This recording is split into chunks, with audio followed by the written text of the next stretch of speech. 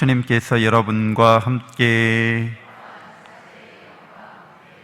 마테오가 전한 거룩한 복음입니다. 그때 예수님께서 둘러선 군중을 보시고 제자들에게 호수 건너편으로 가라고 명령하셨다. 그때 한 율법학자가 다가와 예수님께 스승님 어디로 가시든지 저는 스승님을 따르겠습니다 하고 말하였다. 그러자 예수님께서 그에게 말씀하셨다. 여우들도 굴이 있고 하늘의 새들도 보금자리가 있지만 사람의 아들은 머리를 기댈 곳조차 없다. 그분의 제자들 가운데 어떤 이가 주님 먼저 집에 가서 아버지의 장사를 지내게 허락해 주십시오 하고 말하였다. 예수님께서는 그에게 말씀하셨다. 너는 나를 따라라. 죽은 이들의 장사는 죽은 이들이 지내도록 내버려 두어라. 주님의 말씀입니다.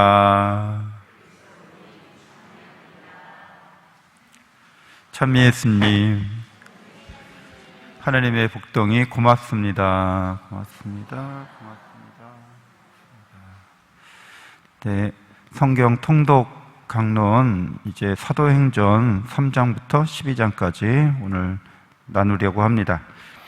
사도행전 특별히 이제 초대교회가 어떻게 예수님을 그분의 부활을 증거하는지 증인으로서 목격 증인으로서 이제 고난이나 박해를 두려워하지 않고 담대하게 예수님의 복음을 전하는 거죠. 그러다가 이제 그 지도자들에게 사두가이파와 또 그 무리들에게 실제로 경고를 받고 그 다음에 두 번째로는 이제 채찍질을 맞게 됩니다.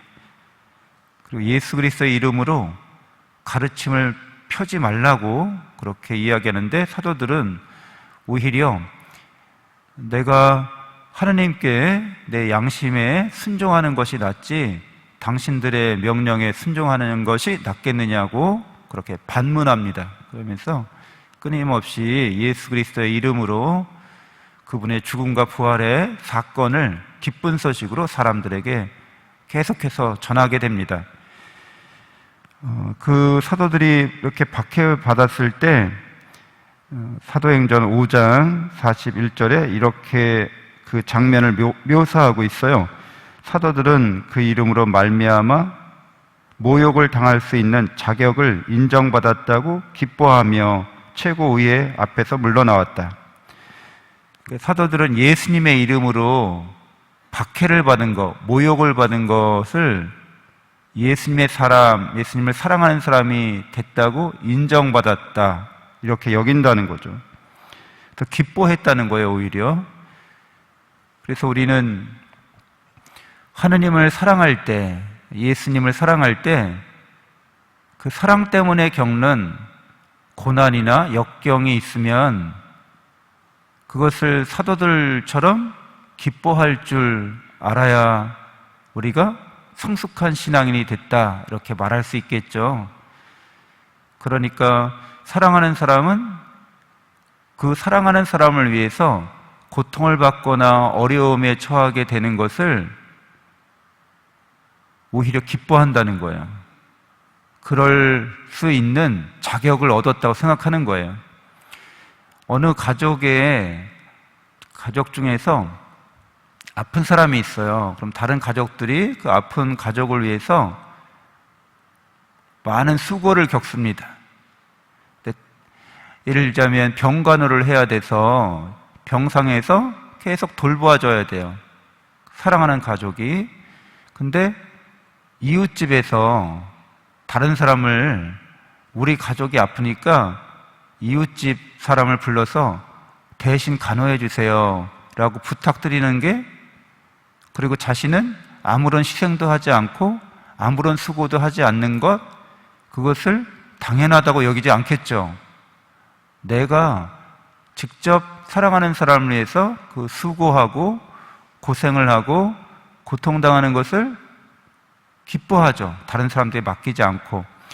물론 이제 병간호를 오늘 현대처럼 그렇게 시간상 불가능하거나 물리적으로 불가능해서 그런 경우를 제외하고 내가 충분히 함께 할 수 있는데도 그것을 다른 사람에게 시키는 것은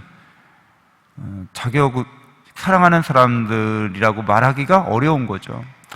그래서 여러분들도 살아가시면서 하느님의 사랑에 사로잡힌 사람들이 될 때만 이게 가능한 거죠. 봉사활동 하다가 내가 고난을 겪어요. 근데 예수님을 사랑하는 마음 때문에 하고 있는 거예요. 그러면은 내가 예수님의 이름으로 예수님을 위해서 무슨 일을 하다가 고난을 받는구나, 고통을 받는구나, 내가 이제 예수님을 사랑하는 사람이라는 자격을 얻었구나라고 기뻐하실 수 있어야 되는 거죠. 근데 이런 마음은 정상적이거나 일반적인 마음 상태는 아니에요. 그렇죠? 미쳐 있는 거죠. 약간 제정신이 아닌 거죠. 그래서 대부분의 사람들은 다 제정신이 아닌 것으로 심리학자들이 얘기하고 있어요. 약간씩 미쳐 있는 거예요. 약간 정도는 다르지만. 근데 대부분 뭐에 미쳐 있겠어요? 뭐에 제정신이 아니에요? 자기가 좋아하는 거, 자기가 사랑하는 것에 다 일반적이거나 상식적인 수준이 아니라 그것을 넘어서고 있다는 거죠. 내가 뭐 좋아하면 시간, 장소, 상황, 환경 뭐 여러 가지 안 가리고 내가 좋아하는 것을 위해서 기꺼이 일반적인 상식 수준을 넘어서 행동을 하고 있어요. 그것을 이제 우리는 제정신이 아니다, 미쳐 있다 이렇게 얘기하는데, 우리들은 누구에게 미쳐 있다고 볼 수 있어요? 예수 그리스도께, 하느님께 미쳐 있는 사람들인 거죠. 안 미친 사람들하고 다른 것에 미쳐 있는 사람들과 다른 거예요. 그렇죠? 그래서 여러분들은 제대로 미치신 거죠.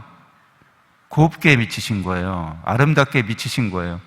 원래 모두 사랑하면서 살고 있기 때문에, 기호, 자기가 좋아하는 것에 미쳐 있기 때문에 우리는 세상을 창조하시고 우리를 죄악과 죽음에서 구원하신 또 영원한 생명과 행복을 주시는 주님께 미친 거죠.